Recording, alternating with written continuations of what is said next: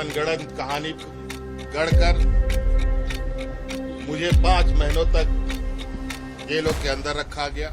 मैं तो कहता हूँ, फिर से कहता हूँ कि आप लोग दस्तावेज लाइए सदन में, कि आपने ईडी और सीबीआई को सपोर्ट कीजिए और कोर्ट में पेश करें। एक भी दस्तावेज अगर आप लोग निकाल के दिखा दें कि हमने 8.5 एकड़ जमीन हड़पी है, तो मैं उसी दिन राजनीति से संन्यास किया, झारखंड छोड़ के चला जाऊंगा। झारखंड के पूर्व मुख्यमंत्री हेमंत सोरेन को शुक्रवार को हाई कोर्ट से बड़ी राहत मिल गई। वो जेल से बाहर भी आ गए हैं और इसी के साथ बीजेपी की रातों की नींद उड़ गई है।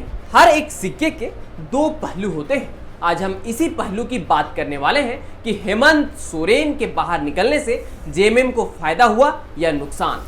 तो चलिए इसे थोड़ा करीब से देखते हैं। झारखंड में इसी साल विधानसभा चुनाव होने हैं, जिसे लेकर तमाम सियासी पार्टियां अपनी पूरी ताकत झोंकने में जुट गई है। इसी बीच झारखंड के पूर्व मुख्यमंत्री और झारखंड मुक्ति मोर्चा के मुखिया हेमंत सोरेन जेल से बाहर आ चुके हैं। भूमि घोटाले से जुड़े और धन संशोधन मामले में हाई कोर्ट से जमानत मिलने के बाद हेमंत सोरेन को बिरसा मुंडा जेल से रिहा कर दिया गया है। अब सवाल ये उठ रहे हैं कि पूर्व सीएम के जेल से बाहर आने के बाद इस चुनावी माहौल में सियासी समीकरण किस और करवट लेगा? क्या झामुमो को उनकी जेल से बाहर आने का फायदा इस विधानसभा चुनाव में मिलेगा या फिर उनके प्रति लोगों की सहानुभूति कम हो जाएगी और जिसका फायदा भाजपा को मिलेगा? और साथ ही साथ यह भी सवाल उठ रहे हैं कि क्या हेमंत सोरेन फिर से सीएम की कुर्सी संभालेंगे और अब हेमंत सोरेन के आने के बाद कल्पना सोरेन की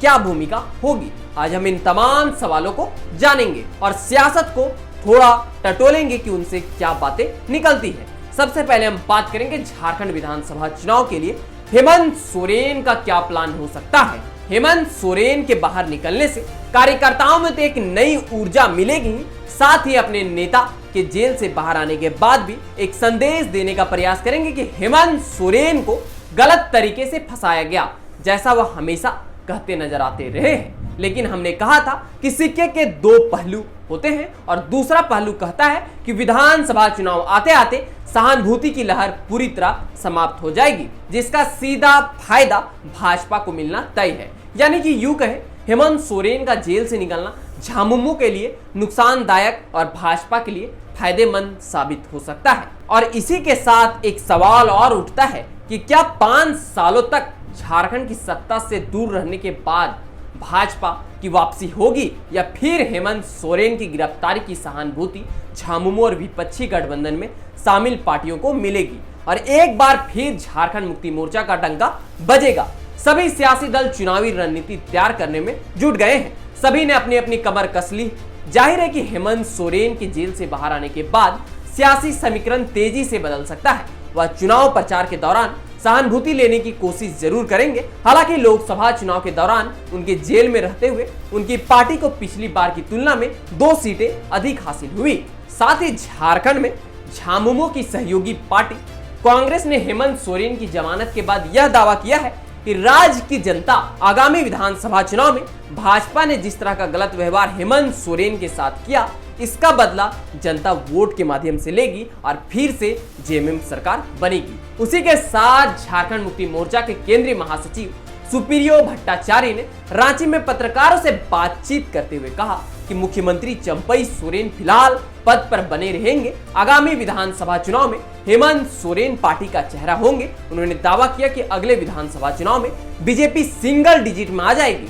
अब यह भी एक बड़ा दावा जेएमएम ने कर दिया है। जहां भाजपा 2019 के विधानसभा चुनाव में अकेले 25 सीटें लाई थी, वहां अब झामुमो सिंगल डिजिट की बात कर रही है। यानी कि भाजपा 9 सीटों में सिमट कर रह जाएगी जेएमएम के अनुसार। अब इसके बाद एक और सवाल उठता है, जिस तेजी से कल्पना सोरेन राजनीति में अपनी जगह बनाई और एक अलग सी पहचान बनाई, हेमंत सोरेन के जेल में रहते हुए भी पार्टी के साथ साथ जीत दिलाने में भी महत्वपूर्ण भूमिका निभाई और पार्टी को भी एक ऊंचे स्तर पर ले गई। अब बात आती है कि हेमंत सोरेन के आने के बाद उनका क्या होगा। इससे पहले बातें चल रही थी कि आगामी विधानसभा में कल्पना सोरेन सीएम का चेहरा होगी, लेकिन अब हेमंत सोरेन के आ जाने के बाद उनकी राजनीति थोड़ी धीमी हो जाएगी और उसी के साथ सीएम का चेहरा हेमंत सोरेन हो जाएंगे। और कल्पना सोरेन जिस प्रकार लोकसभा चुनाव में स्टार प्रचारक के रूप में रही, उसी तरह विधानसभा चुनाव में भी महज एक स्टार प्रचारक के रूप में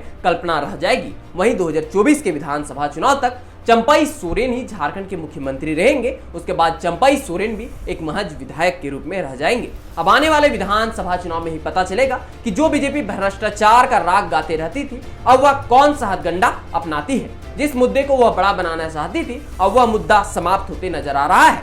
तो आने वाला विधानसभा चुनाव हेमंत सोरेन के आ जाने से काफी दिलचस्प हो गया है। साथ ही साथ सभी का समीकरण भी बिगड़ने वाला है। आप क्या सोचते हैं यह हमें कमेंट में जरूर बताएं। और साथ ही साथ अगर यह वीडियो आपको इंफॉर्मेटिव लगे तो अपने दोस्तों के साथ शेयर जरूर करें और साथ ही साथ हमारे इस YouTube चैनल को सब्सक्राइब जरूर करें। तो चलिए मिलते हैं अगले इसी प्रकार के कुछ और वीडियो के साथ। तब तक के लिए आप सबों को जोहार।